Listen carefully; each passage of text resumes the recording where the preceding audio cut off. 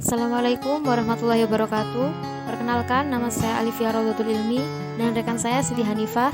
Di sini kami akan menjelaskan tentang kode etik konseling.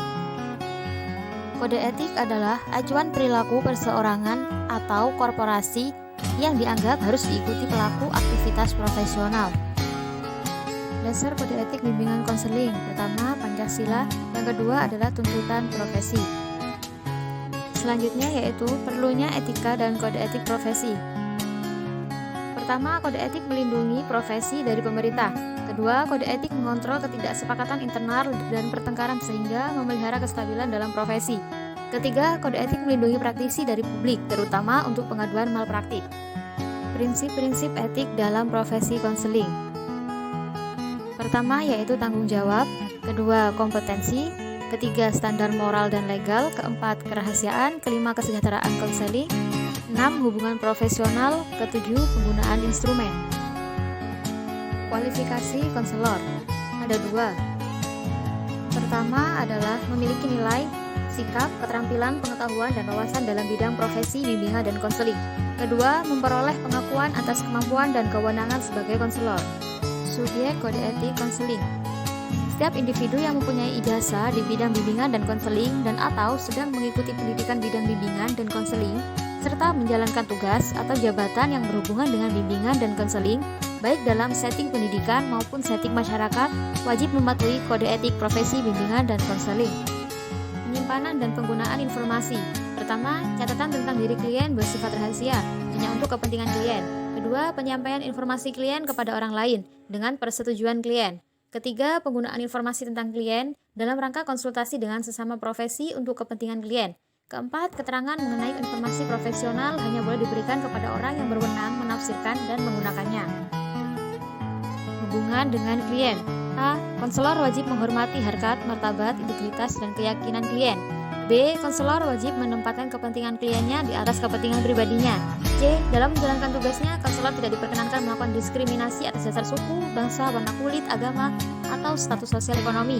D. Konselor tidak akan memaksa untuk memberi bantuan pada seseorang tanpa izin dari orang yang bersangkutan. E. Konselor wajib memberi pelayanan kepada siapapun terlebih dalam keadaan darurat atau apabila banyak orang menghendakinya. F. Konselor wajib memberikan pelayan hingga tuntas sepanjang dikehendaki klien.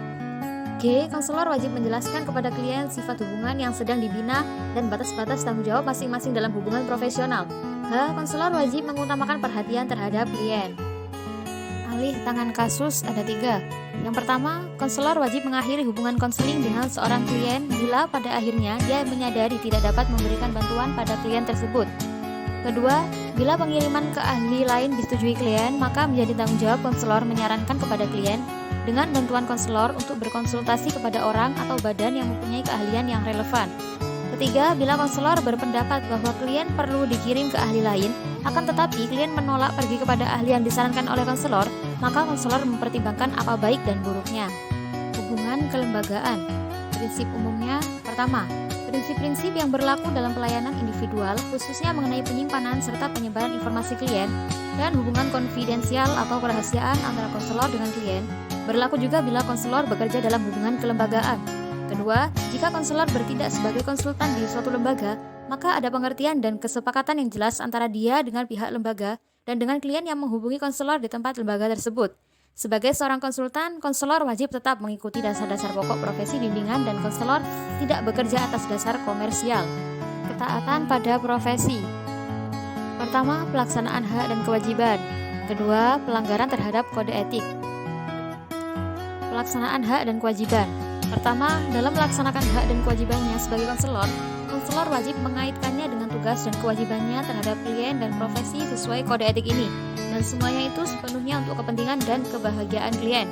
Kedua, konselor tidak dibenarkan menyalahgunakan jabatannya sebagai konselor untuk maksud mencari keuntungan pribadi atau maksud-maksud lain yang dapat merugikan klien, ataupun menerima komisi atau balas jasa dalam bentuk yang tidak wajar. Pelanggaran terhadap kode etik. Yang pertama, konselor wajib selalu mengkaji secara sadar tingkah laku dan perbuatannya bahwa ia mentaati kode etik. Yang kedua, konselor wajib senantiasa mengingat bahwa pelanggaran terhadap kode etik akan merugikan diri sendiri. klien, lembaga, dan pihak lain yang terkait. Ketiga, pelanggaran terhadap kode etik akan mendapatkan sanksi berdasarkan ketentuan yang ditetapkan oleh Asosiasi Bimbingan dan Konseling Indonesia atau APKIN. Bentuk pelanggaran kode etik.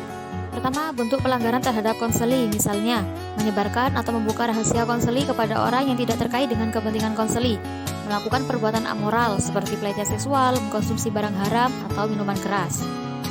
Yang kedua, bentuk pelanggaran terhadap organisasi profesi, misalnya tidak mengikuti kebijakan dan aturan yang telah ditetapkan oleh organisasi profesi, mencemarkan nama baik profesi, atau menggunakan organisasi profesi untuk kepentingan pribadi dan atau kelompok. Ketiga, bentuk pelanggaran terhadap rekan sejawat dan profesi lain yang terkait. Misalnya, melakukan tindakan yang menimbulkan konflik atau penghinaan, menolak untuk bekerja sama, dan sikap arogan. Melakukan referral kepada pihak yang tidak memiliki keahlian sesuai dengan masalah konseli atau sebaliknya tidak melakukan referral meskipun kasus klien di luar kewenangannya. Bentuk sanksi bagi pelanggar kode etik. Yang pertama, memberikan teguran secara lisan. Kedua, memberikan surat peringatan atau SP 1, 2, dan 3 secara tertulis. Ketiga, pencabutan keanggotaan APKIN dengan tidak hormat. 4. Pencabutan lisensi bagi yang berpraktik mandiri atau dikeluarkan dari lembaga tempat ia bekerja. Kelima, apabila terkait dengan permasalahan hukum atau kriminal, maka akan diserahkan pada pihak yang berwenang. Demikian penjelasan dari kami, semoga bermanfaat. Sekian dan terima kasih. Wassalamualaikum warahmatullahi wabarakatuh.